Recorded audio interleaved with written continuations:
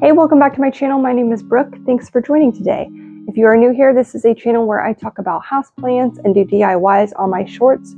So if you haven't, make sure to subscribe. That way you can be up to date on all my latest videos.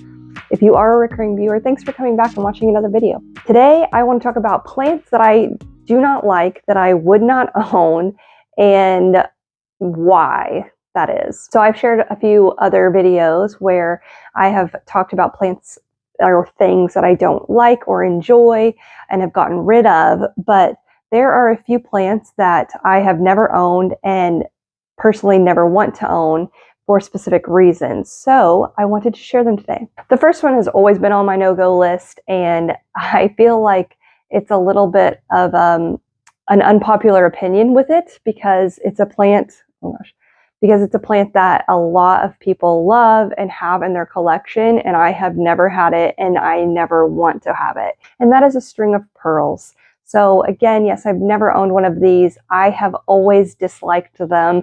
I don't like the way that they look. I don't like how they're like pea-shaped, small little, do you even call that foliage? I have no idea. They're like little pebble things on them, on their, strings. I don't enjoy them. I don't like the way they look. They weird me out. I feel like they could pop at any time, and it's too much for me. I don't like it. Again, it's like a pea. I feel like if I smash it, it's just gonna like splurt out. I don't like the look of them. I don't enjoy looking at them. I know, again, a lot of people love this plant, so this is an unpopular opinion, but for me, it has been a plant that I have personally said, like, I will never own. I don't want to own it. It's just a plant that's not for me. Now, I've had people tell me that they are easier to care for, but I have,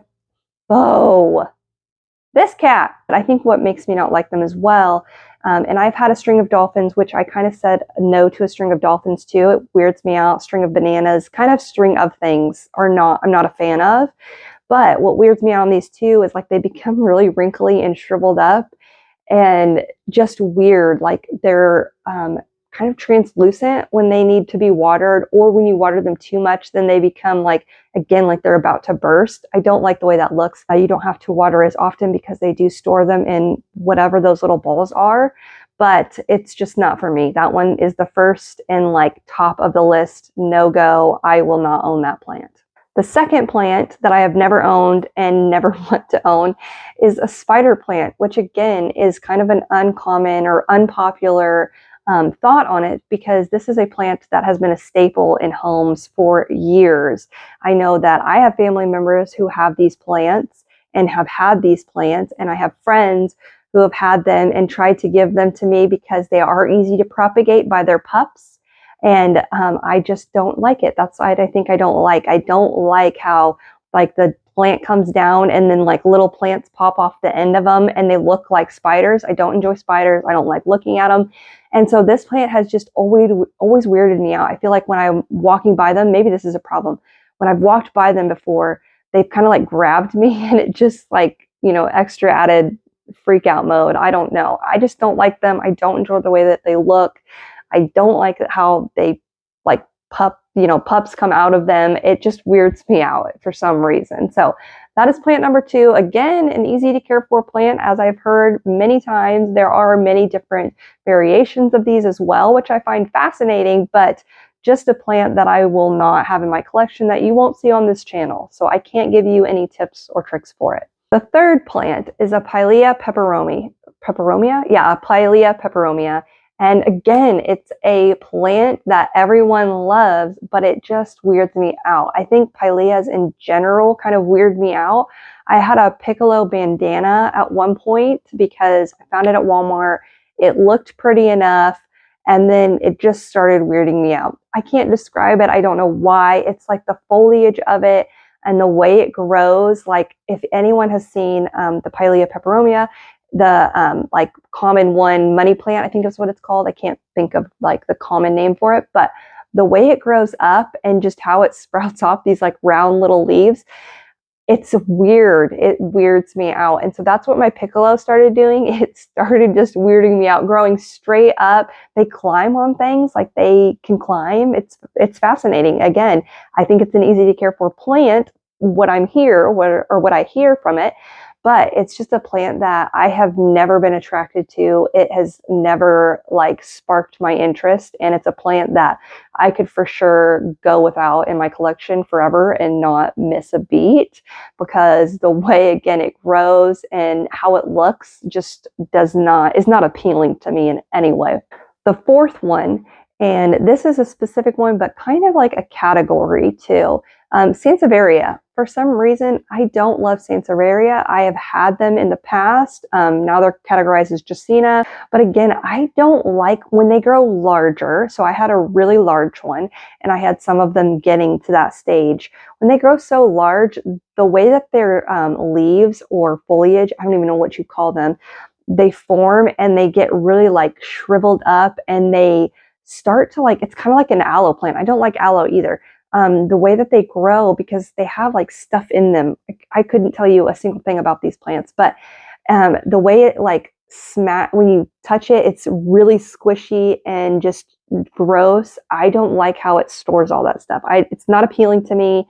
I don't enjoy it, but specifically, or more specifically, the Cylindrica sansevaria has always weirded me out. The way that it grows, and it's just, I don't know why it makes me really uncomfortable. I don't know. It's just a plant that I have not enjoyed. I don't enjoy looking at it. Again, when they get like, I think overwatered, it's probably an overwatering issue, but they get really squishy and mushy and gross. I don't like that. I don't want to see a plant doing that. I don't want a plant that does that. None of my philodendron or, Calathea, pothos do that. And so for me, it's just a weird factor in it, and I have never enjoyed it. So I do have one Sansevaria right now, and it's a Moonshine, and it is a smaller one, and it's pretty, but it was on my house plant like purge list. So I'm trying to find a home for that guy right now, but it's something that I tried it, and I just found that I really just don't enjoy them. I don't like the way that they look, the way that they grow, and their keeping. So again, I think it's an easy to care for plant, but I'm just not so into it. The last one on my list, I've actually had twice in the past and have tried to keep it. And this last time, it's done. I'm done. I don't like it. I tried to like it, but I just don't. And that's the Monstera adansonii. And so I really wanted this plant in like 2020. It was really interesting, and it was hard to come by. And so it made it desirable. And then I got it, and I started looking at it. And the more I looked at it, the more I realized that I didn't like this plant. I didn't like how it looked. I don't love the Swiss cheese leaf look. Yeah, it's one of those plants that I don't know why it weirds me out, but it does. I think it's because it looks like it's decaying and something's eating it, but really it's not. It's just how it looks. And so I didn't like it. It ended up getting spider mites, which made me dislike it even more. And so I ended up just throwing the entire plant away after a while, because I gave up on it. I kind of just neglected it, put it off onto the side, and decided that it's just not a plant for me. And so I bought it again like last year. I found a little 4-inch pot for $3, and I thought, like, I'll try it again. And I just realized, no, I just don't like this plant. I stuck it again back behind a bunch of plants. One, fearful that it was going to get spider mites again. And two, just I didn't like looking at it. I didn't like how it was growing. Like, again, the leaf and the foliage, I just don't know what it is, but I don't enjoy how it looks. And so I ended up neglecting it. It's totally fine. It didn't get spider mites, but it was on my house purge plant list. So I did get rid of that. I actually did try to propagate it to see if I could create like a more full plant, and maybe I would enjoy it more. But the propagation ended up getting spider mites. I have never had that happen before, where a propagation of a plant gets spider mites, but somehow this plant managed to get spider mites just from a one propagation. So I just threw it in the trash. I was over it. I just, I'm done. I don't want to try it anymore. I realized that I don't like the way that it looks, and it's just not a plant for me. Now, I do have a Monstera esqueleto, and it is much larger. But it was kind of on that tipping point of a plant that I was like, don't like how this looks. Still, it kind of weirds me out. Again, just how the foliage is very like it has large fenestrations in it. It's very lobed. I don't know. It's just weird to me.